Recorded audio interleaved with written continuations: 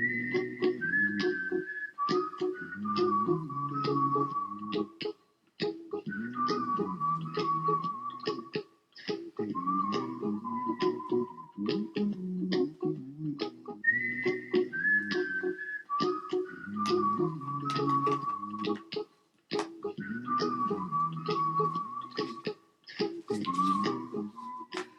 want to welcome you to the Bible Forum. Here we are on Labor Day weekend. It's Sunday night. It's 8 o'clock. I'm Warren Sprouse. I'm your host and your guide for the next couple of hours. Wondering what I have forgotten. There's something I'm not doing and I don't know what it is. Perhaps I'll figure it out before the night is over. Maybe you'll call me and say, you're not broadcast, or something will happen. We're doing a little bit different tonight. I've had some conversations this week with some folks and found out that the quality, the video quality from my end was coming through a little too quickly for folks who don't have high speed and they weren't getting a picture. I have toned that down somewhat this evening. I can turn it down a little bit more. Not quite sure how far I can go before I just degrade the whole thing. But if you are one of those people and you are watching live with not a high speed connection and you don't have the picture, let me know. Shoot me a little chat. We're here on the chat room. All you have to do is get over there and tap a little something in there and tell me I can't see you, and I'll see what I can do. I also had a phone call this week, talked to a fella who said that the sound wasn't quite what it ought to be. that when I talked into the mic, it was fine. When I did, it's crazy. So we're working without a mic tonight, just using the microphone that's built right into the computer. He seemed to indicate that when I did that, it worked better. So we'll try that for a while, see what that is like. But again, if you're having any of these problems, let me know. There are some things I can do. I can't do everything. I can't fix everybody's world, but I can do something. Also, this evening we are recording each half hour as a segment. I'm going to try that out, see how that works. I have been just simply recording things that I think are important, subject matter, give it a title, talk for 7 or 8, 10 minutes.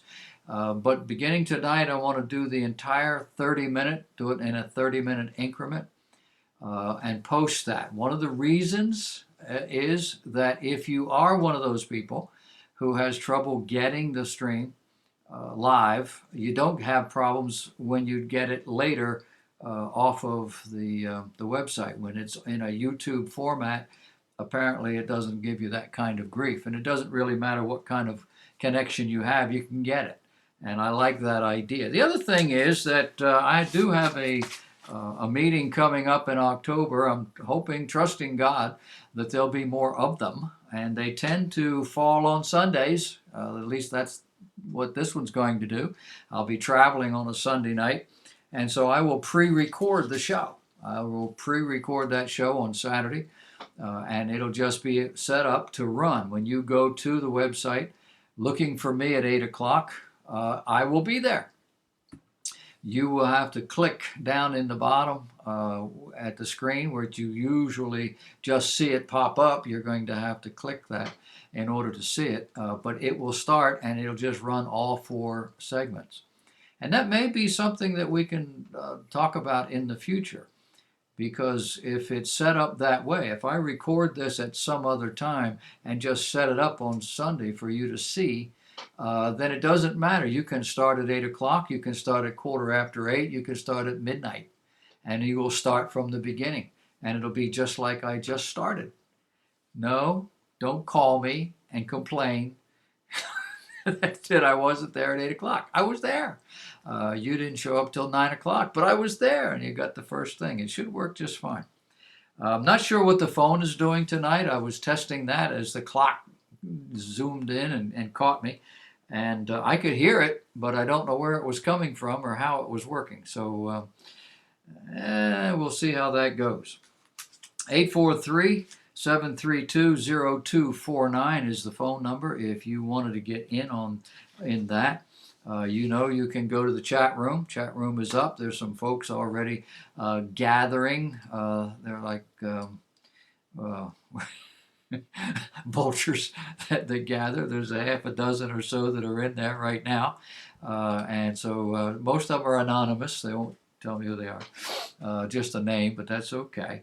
And again, if you're having any problems with anything, just holler at me and we'll make that work. You should have gotten an email. This is the email that goes out every week, and you should have gotten that email yesterday. There's some stuff on the back. Oh yeah, there's Ashley at Madison on there, and some other things. We're going to be talking about these kinds of things. We're going to talk about the article that popped up on Monday morning saying 400 pastors resigned their church yesterday because of Ashley Madison. And I don't know what your reaction to that is. My reaction was, are you kidding? Why not 399? Why not 401? Where's this 400 coming from? And I dug around. I found out what was going on. But I did write a blog on that. You need to go and take a peek at that. That's over at thebibleforum.net, which is where you are right now. You can check the blog anytime you want. I want to talk about progressive sanctification. This is in harmony with some of the things that are going on in the world, and not least of which is this thing with Ashley Madison, these pastors and others. But do Christians sin? And clearly they do. Look in the mirror. It happens. And even though we are convinced that we have been sanctified enough that we're not committing sin every 20 minutes, we're committing sins we don't even know about. What is the key here? What's going on that somebody, a pastor, for example, can find himself in the arms of another woman? How is that possible? And the man still be saved? Well, it is possible. And we'll talk about why that's possible and what we can do to compensate for that. It's a little Bible study we're going to get involved in. Are we on the verge of another great awakening? There's articles, bunches of them that pop up. People talking about a third great awakening, and I laugh because we've already had that. And talking about a fourth, they're still working on the third. But the likes of Glenn Beck, and there are others as well. Some of them Christians who are really hot to trot on this new great awakening that they see coming. Blood moons and Shemitahs and all these kinds of things are floating around. We'll talk about that. The Pope is coming to town. He's coming to the United States in September. Something I didn't realize. He is the 266th Pope. Did you know that? He's number 266. When is he coming to this country? When does his plane land? They tell me on day number 266. You want to make something out of that? Boy, they sure are making stuff out of that. But anyway, he's going to be here and he's going to talk to Congress and he's going to talk to the UN and he's going to have a mass in Spanish for all of these people who are here illegally. He's also going to have a mass in Philadelphia right out there in the street. Going to shut down Center City for several hours while he does this. In the middle of it all, he has granted absolution to women who have had an abortion. He can do that. We'll talk about how he can do that and why he does that. He's also granted a blessing of sorts. He's given his blessing to a lesbian, to a homosexual author. And it just begs the question, whose side is he on? Where are we going? This is a nicey nice that he's doing, just, you're a nice person kind of a thing, or is this official? The Pope giving a blessing can go a couple different ways. There's also a book that I reviewed for you years ago now that's coming out as a movie, and it's called The Shack. And we're going to talk about the heresy that is in this movie. I think it's universalism, and the thing that fascinates me is I did a review. Actually, I did the review for a lady who ran a bookstore in my town in Wilmington, North Carolina, and she said this was a one of those books that people like to get. She wanted to know what I thought of it, and so I said, "Oh, great!" She gave me the book, and I sat and I read the book, and I wrote a review of it, and it's absolutely horrendous. And she was shocked. You're kidding! I didn't know that. And I thought, well, you're in a bookstore. You probably ought to read the stuff that's in your bookstore. But maybe that is too much to ask. But it's making a flip. It went around the block, and it's coming back as a movie. And so we'll talk about that. One of the things that I really am focused on here in these days is what the Pope is doing. I don't know if you are as much. You say, well, he's Catholic, I'm not Catholic, what the difference? Yeah, but there's a lot of stuff going on. Coming to this country, going to talk to the Congress, going to speak before the United Nations, these are not small things. These are major events, and he's going to be meeting with the United Nations at a time when they are in the midst of a series of meetings with people around the world. It's a conference that they have called. The conference is billed as the most important template for global governments that the United Nations has ever, and I say dreamed up. It's going to be launched with this conference beginning September 25th with a new universal agenda.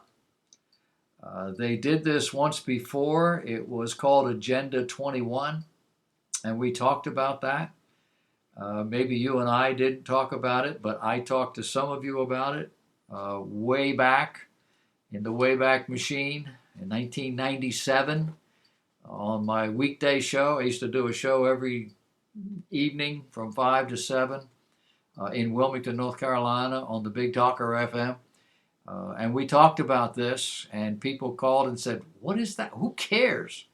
It's back. They're now calling it the 2030 Agenda. I guess they were a little energetic, a little enthusiastic. They're calling it Agenda 21. It was for the 21st century, but they fully expected to have it implemented by now. It's not working too well. So they have pegged 2030 as the time. This is Agenda 21 on steroids. One of the most significant steps toward global government that we have ever seen in the history of this world. And yet, if you go to the mainstream media, if you watch the news on any of the regular TV channels, you haven't heard a word about this. It just isn't happening. Even on Fox News and places like that, they're not talking about it. We got all the information that we've had so far from the Russian news. The Russian news is all over it.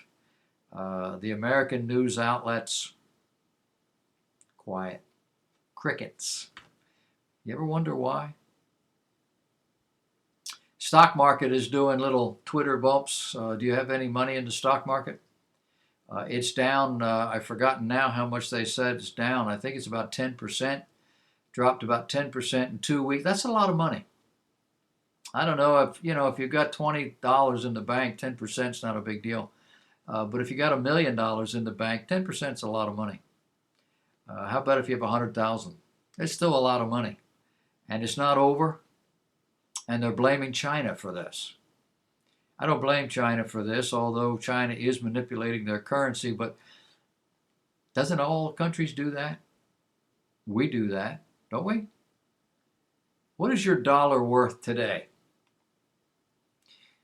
I went back and I looked up how far back we have to go to get a dollar that was worth $1. And we have to go back to 1920 to get $1.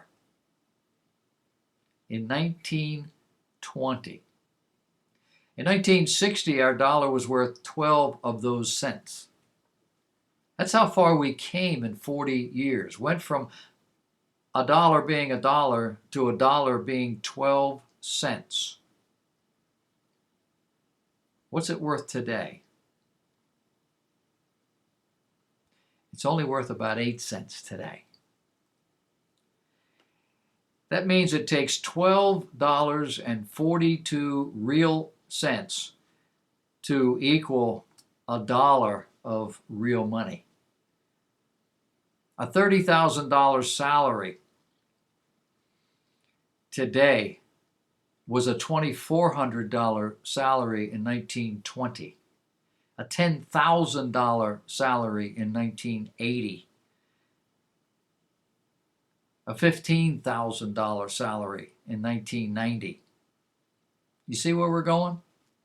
We're doing it too. We went off the gold standard. This is fiat money, they call it. This is just money because the government says this is money. It's not money because it's real money. And they pretty much make it whatever they want to make it. And they have been doing this for some time. And they are going to continue doing this until somebody makes them stop. And I'm not sure who it is that can do that or how it is that that's going to happen. But this is the way it's going. We are in a flexible time when it comes to money, when it comes to morality, when it comes to social issues, whatever it might be, even in terms of our religion.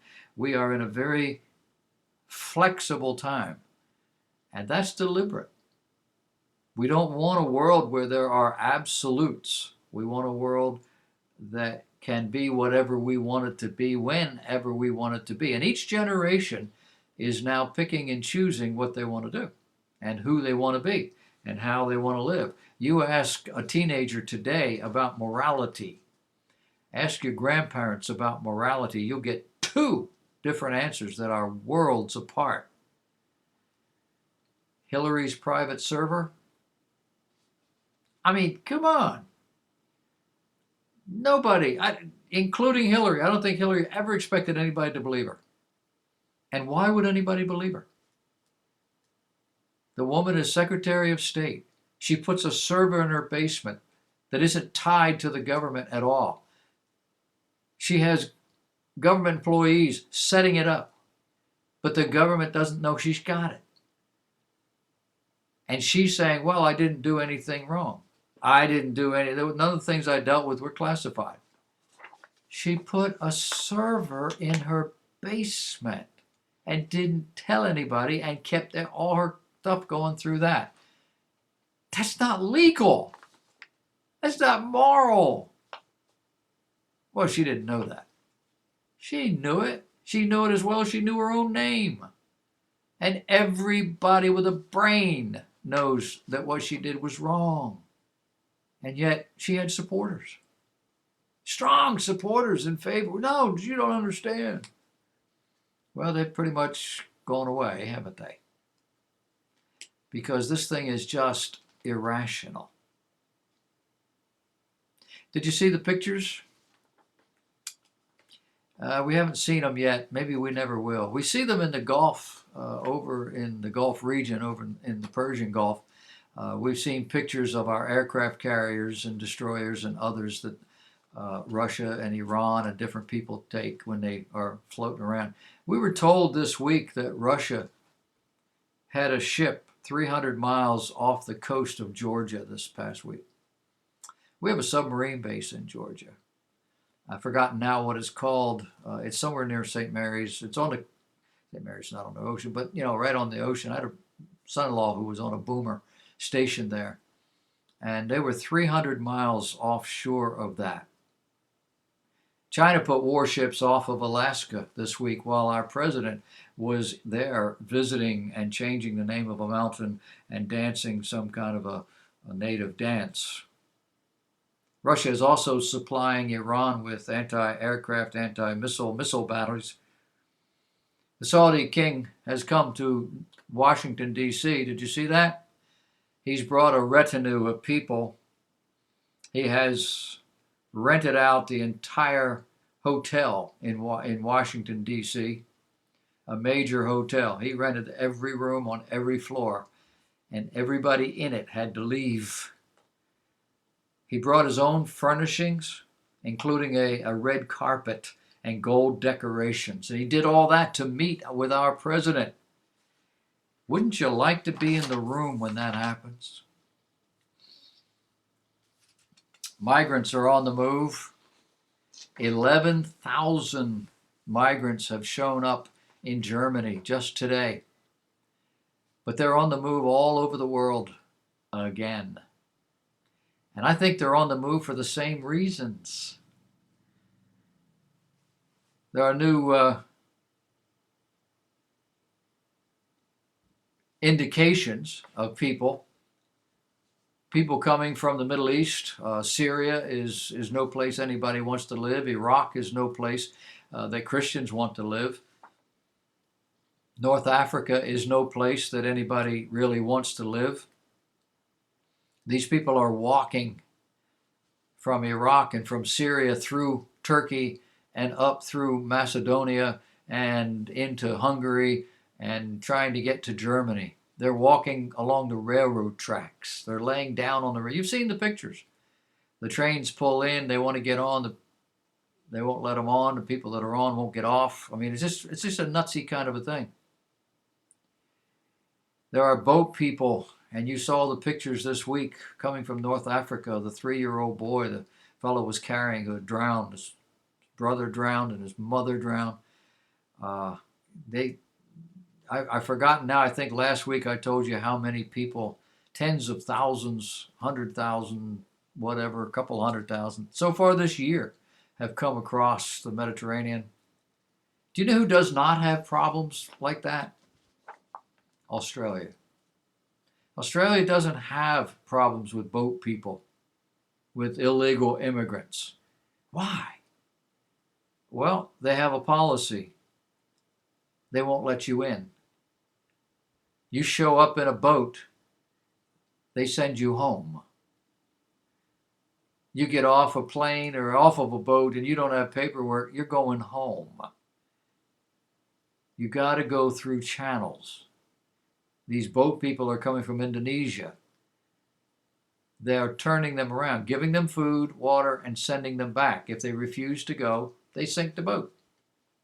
And they put them on their own boats and send them back. You know, nobody showed up on the shores of Australia this year so far. Nobody. If you want to stop it, you can. Here in America, we have enough Democrat senators who have signed on to the Iran nuclear deal to make it veto-proof. What do these people know that you don't know?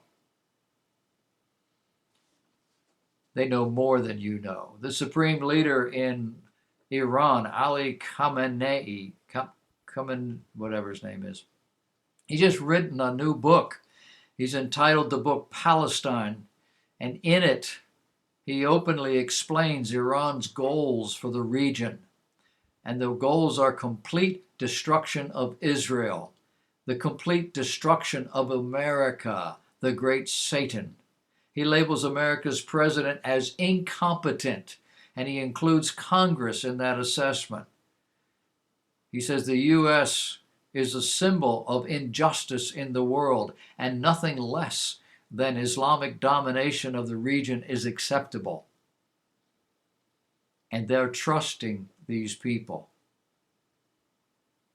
States here in this country run by liberals are losing population, and these people are taking their money with them.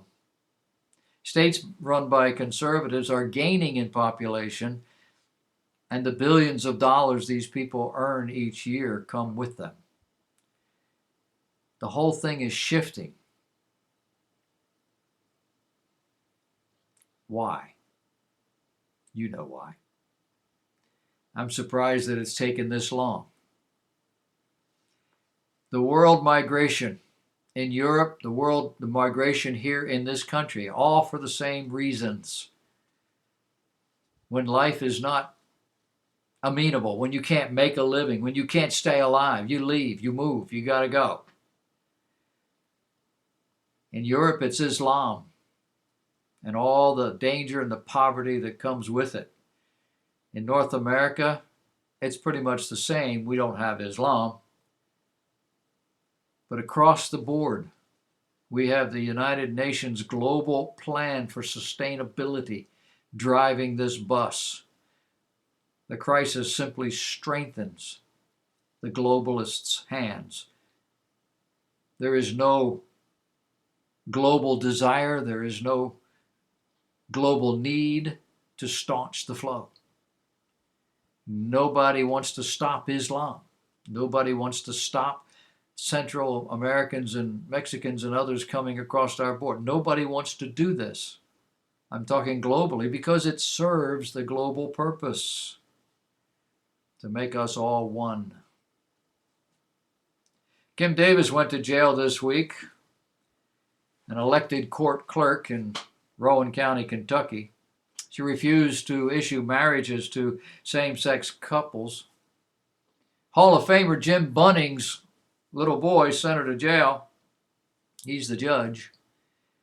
And he wouldn't let her just pay the fine everybody else would pay. And he wouldn't put bail on her either because he knew her supporters would just put the money together and get her out. And he wants her to pay. He wants her to have to pay for this thing. The pagan world is dancing a jig. Right on. The Christian community, well, they're divided. Should she go ahead, and she's an elected official, this is the law of the land, should she go ahead and do this? Or as a Christian, should she stand back and say, no, my conscience won't allow me to do that? What say you? We'll talk about it. In this country, we have just over 321 million Americans who are unemployed. That's one third of our employable market isn't working. 91 million people just not working out of the 321 million Americans. 70 of those millions have left the market altogether. 14 are sidelined for one reason or another, sick, injured, students, that sort of thing. And 6 million can't find work. 1 million of those are completely discouraged. The employers complain that American workers are either fussy or lazy or they're just not smart. Here in our town, I've seen help wanted asking for mature help. They want older people. The kids just don't cut it. High-level jobs are going without. Low-level jobs are just simply a revolving door, and it costs employers money to hire people that don't stick around. I've heard here in this country there are 30,000 truck driver jobs open right now. Over-the-road drivers, 30,000 short. Why? Largely because they can't pass the drug tests. For people, especially if you're not married, it's a good gig. Make a lot of money. The Protestant work ethic didn't produce these statistics. The progressive ethic did. We have a number of issues to discuss as the evening unfolds. We're going to do that as we talk about the Ashley Madison issue and the blog that I wrote about it this week. So stay with us. We'll be right back.